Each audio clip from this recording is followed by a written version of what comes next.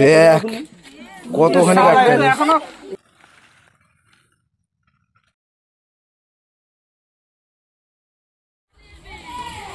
কটা আছে? 4টে এক জায়গায়। হ্যাঁ আচ্ছা আচ্ছা, খুব ফাস্ট এখানে আসলাম। এই যে লোকেশন, এটা বিবেকানন্দপল্লী রানাঘাট ব্লক। আচ্ছা আচ্ছা, বাগানে আমি খুঁজে গেছি। ওই মাথায় দেখা যাচ্ছে, পরিষ্কার হয়ে গেছে না? ওই মাথাটা দেখা নিয়ে আসতে হবে,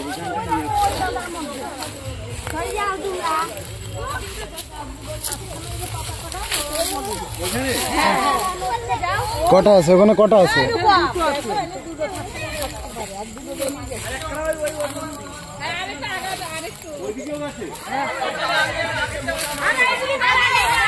এই এটা এটা এটা ধরেন, এটা ধরেন।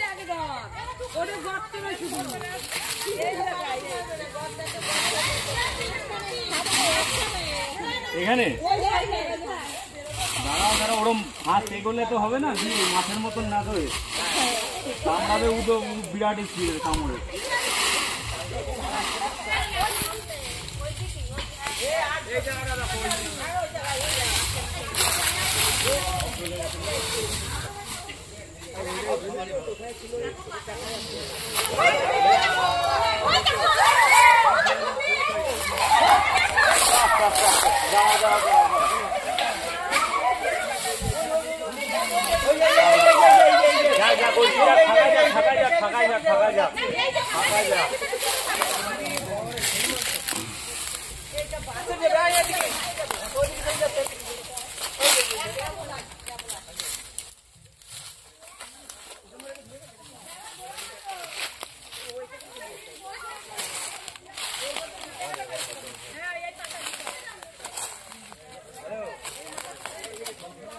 খুব সাবধানে ধরতে হবে, কারণ রাসেল ভাইপারের এত দাঁত এতটাই বড় হয়, যদি হেডপিন করতে যাই খুব সাবধানে করতে হবে।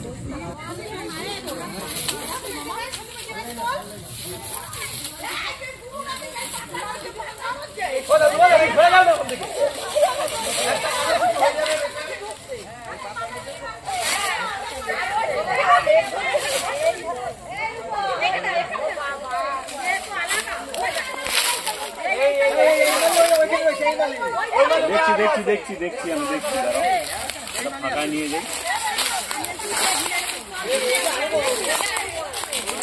বাইক করতে আসছে।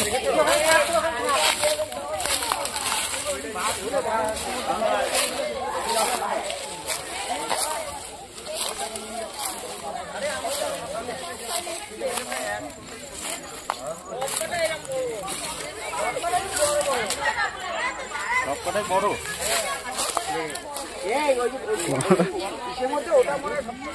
আচ্ছা আচ্ছা,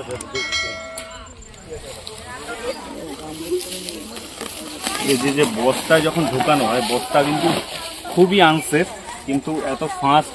একটু আগে একটা রেস্কিউ গেছিলাম, সবসময় ভিডিও করা সম্ভব হয় না, সেইখানে থাকা অবস্থায় কিন্তু এখান থেকে কল এসছে, আমি জাস্ট ওখান থেকে খুব ফাস্ট এসেছি।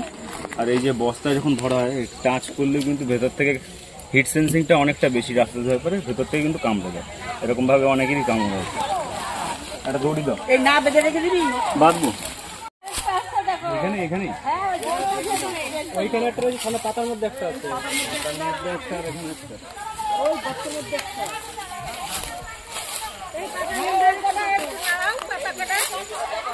পাতা মনে অনেকদিন রয়েছে মনে হয়। দেখুন জায়গাটা কিন্তু একদম রাসেল ভাইপার থাকার আইডল জায়গা, যেটা মানে বারবার বলি ভিডিওর মধ্যে, যে শুকনো পাতা সব থেকে কিন্তু ভালো জায়গা থাকা।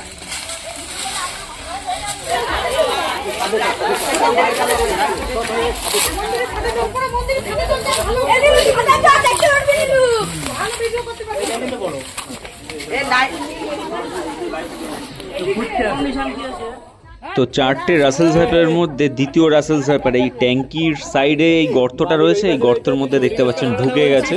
মানুষের ভয় পেয়েই কিন্তু এখানে ঢুকেছে। তো এটাকে সুরক্ষিতভাবে চেষ্টা করব উদ্ধার করার, দেখা যাক বের করা যায় কিনা।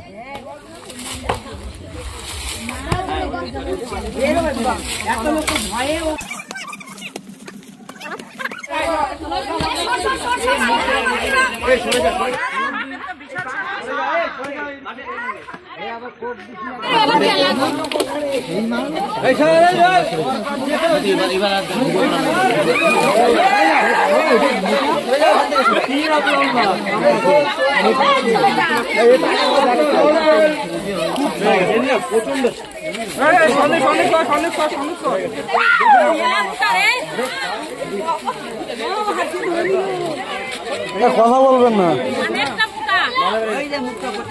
সাবধানে সাবধানে।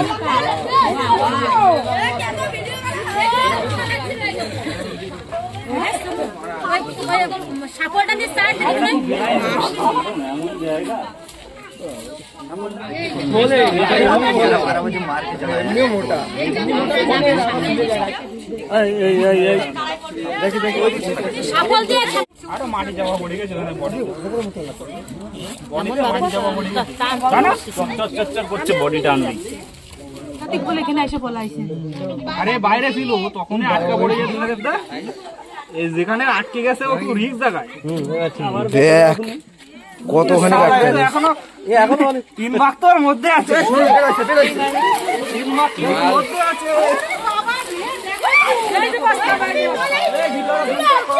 কত কষ্ট করা হচ্ছে।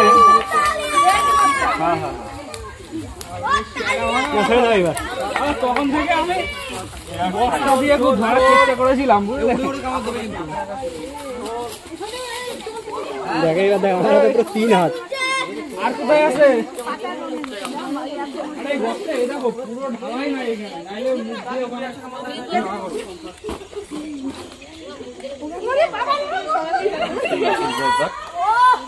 এই যে মাথা ধরা হয়েছে, এই মাথা ধরার যদি টেকনিক একটু ভুল হয় তাহলেই কিন্তু মোটামুটি খবর হয়ে যাবে।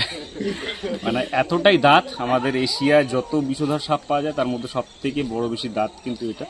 আর ফার্স্ট র্যাঙ্কিংয়ে আছে আফ্রিকার গ্যাবন ভাইপার, যেটা দেখতে পাচ্ছেন। কাইল আছে সাপটা। রাসেল ভাইপার অ্যাকচুয়ালি সরাসরি বাচ্চার জন্ম দেয়, আর এরা কিন্তু ডিম পারে না, এই কারণে কিন্তু এদের মোর্টালিটি অনেকটাই কম, সাপ সহজে কিন্তু মরে না।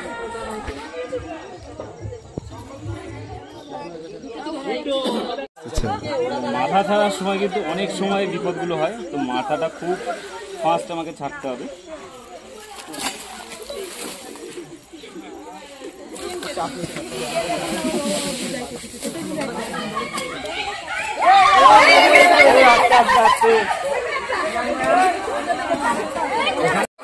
দেখে রাখো, যাবে না যাবে না, দেখে রাখো।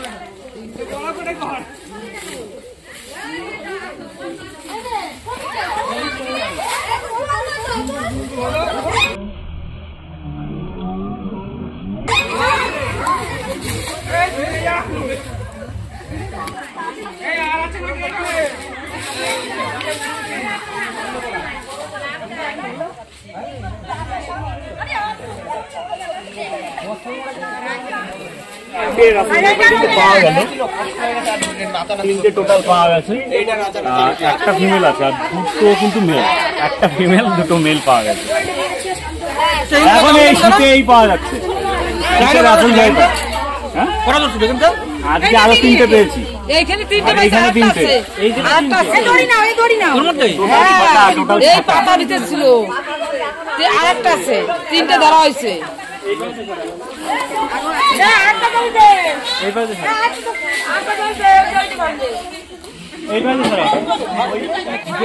ওইটা ভুট্টাদের বাগানে রয়েছে এটা।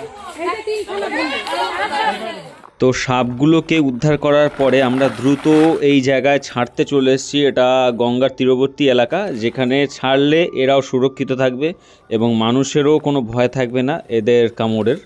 তো ভারতের যে বিগ 4 4টে সাপের বাইট সব থেকে বেশি হয়, তার মধ্যে কিন্তু এই রাসেলস ভাইপার রয়েছে। কিলিং মেশিন বলা হয়, আক্রমণাত্মক সাপ। কিন্তু দেখছেন আমি কতটা কাছ থেকে কিন্তু ভিডিও করছি, ছেড়ে দিচ্ছি সাপগুলোকে, কোনো আক্রমণ কিন্তু করছে না। এরা তখনই আক্রমণ করে যখন এরা বিপদে পড়ে। বিপদে না পড়লে সাপ কিন্তু কখনোই আক্রমণ করে না। এ যাবৎ যা দেখে আসছি সেটাই আপনাদের বললাম। এরকম শুকনো পাতার মধ্যে যদি এরা থাকে তাহলে কিন্তু বোঝা সম্ভবই না যে সাপ রয়েছে। এটাকেই কিন্তু এদের ক্যামোফ্লাজ বলা হয়, এই কারণেই অনেক সময় এরা চোখে পড়ে না।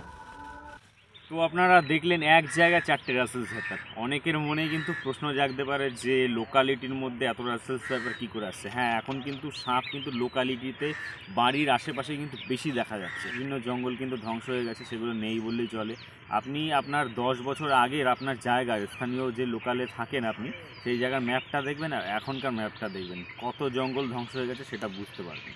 তো এই কারণেই কিন্তু সাপ, বিভিন্ন ওয়াইল্ড লাইফ আস্তে আস্তে বিলুপ্ত হয়ে যাচ্ছে। যেমন আগে মনোস্লেট কোবরা আমাদের নদীয়াতে পাওয়া যেত, এখন খুব কম পাওয়া যায় না বললেই চলে। তো এইভাবেই কিন্তু সাপের প্রজাতি কমে যাচ্ছে। তো আমাদের ইনফরমেশান, আমাদের কাজ যদি ভালো লাগে, লাইক, শেয়ার, কমেন্ট করে সাপোর্ট করবেন, ভিডিওগুলো শেয়ার করবেন যাতে মানুষ একটু সচেতন হয়। আর ভালো লাগলে চ্যানেল অবশ্যই সাবস্ক্রাইব করে রাখবেন। দেখা হচ্ছে অন্য কোনো ভিডিও নিয়ে, ততক্ষণের জন্য বিদায় নিচ্ছি। সবাই আপনারা অনেক অনেক ভালো থাকবেন এবং সুস্থ থাকবেন।